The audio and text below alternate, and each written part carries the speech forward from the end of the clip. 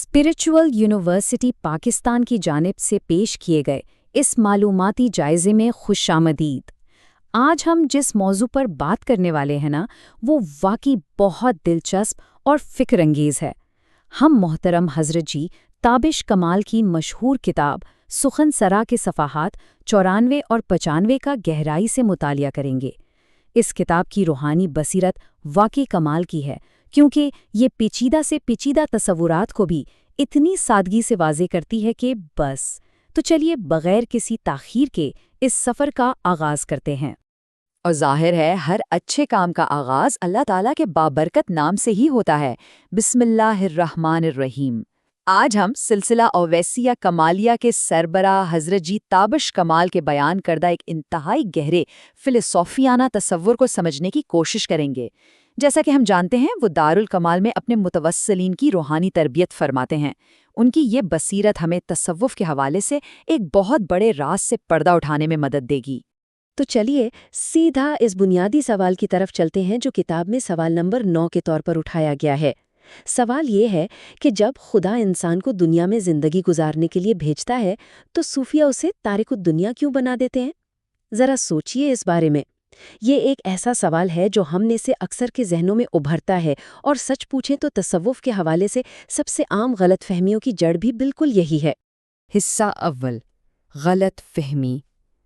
इस हिस्से में हम तन्हा और दुनिया से कटे हुए सूफ़ी के इस युमालाई तसव्वुर का जायज़ा लेंगे। हिस्सा दोम, इस्लाम में रहबानियत की मुमानियत यानी मुआशरे में फ़आल शिरकत का नमूना क्या है। अब देखिए, किताब निहायत वाज़ेह अल्फाज में इस गलत फहमी को दूर करती है। यहाँ सबसे फैसला कुन बात वो वाज़ेह इस्लामी हुक्म है जिसका हवाला हज़रत जी ताबिश कमाल ने दिया है। ला रहबानियत फ़िल इस्लाम, यानी इस्लाम में रहबानियत या दुनिया तर्क करके जंगलों में निकल जाने का कोई वजूद ही नहीं।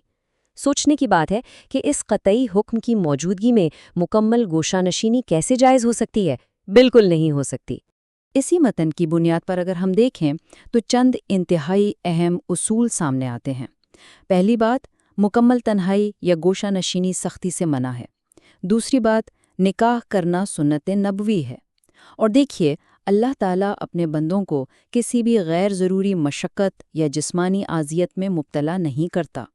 और सबसे बढ़कर ये कि ख़ुद नबी करीम सल्लल्लाहु अलैहि वसल्लम की मुबारक ज़िंदगी सख्त कोशी, जांगिसल मेहनत और अमली जिद्दोजहद से इबारत थी। तो फिर ख़ुद को बिला वजह अज़ियत देना या माशरे को छोड़कर भाग जाना, ये इस मेहनती और फ़आल सुन्नत के बिल्कुल ख़िलाफ़ है ना। हिस्सा सोम, तर्क दुनिया की नई तारीफ़।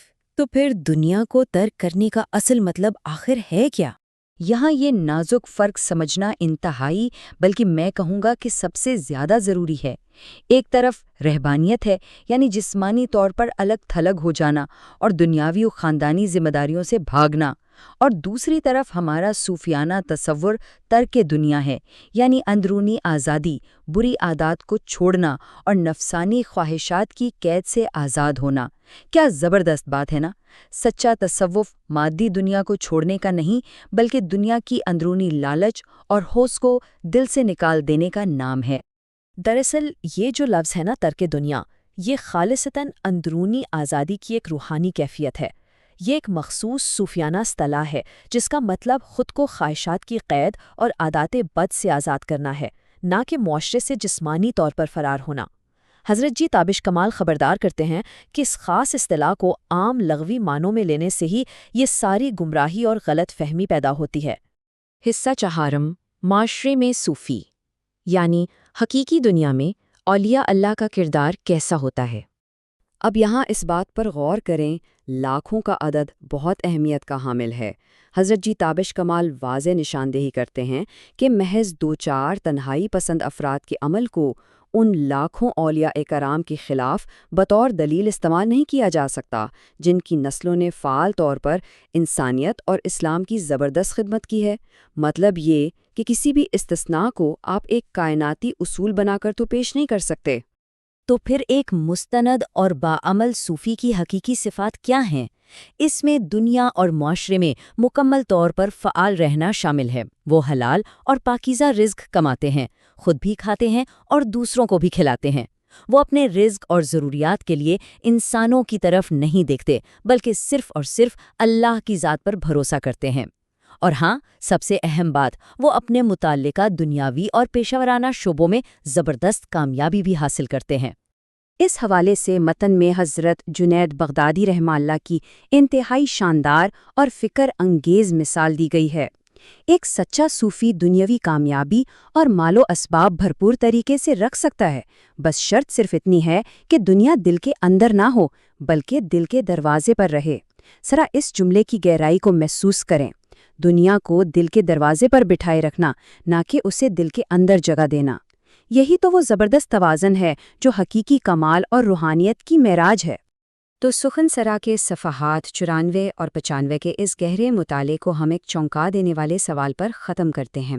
ذرا سوچئے، اگر حقیقی روحانی ترک دنیا کا مطلب یہ ہے کہ معاشرے کی فعال خدمت کرتے ہوئے دنیا کو دل سے باہر رکھا جائے، تو آج ہمارے دلوں کے مرکز میں کیا چیز قابض ہے؟ مادی اور روحانی زندگی کے درمیان حقیقی توازن پر غور کرنے کے لیے یہ ایک زبردست دعوت فکر ہے جو یقیناً دیر تک ہمارے ذہنوں پر دستک دیتی رہے گی۔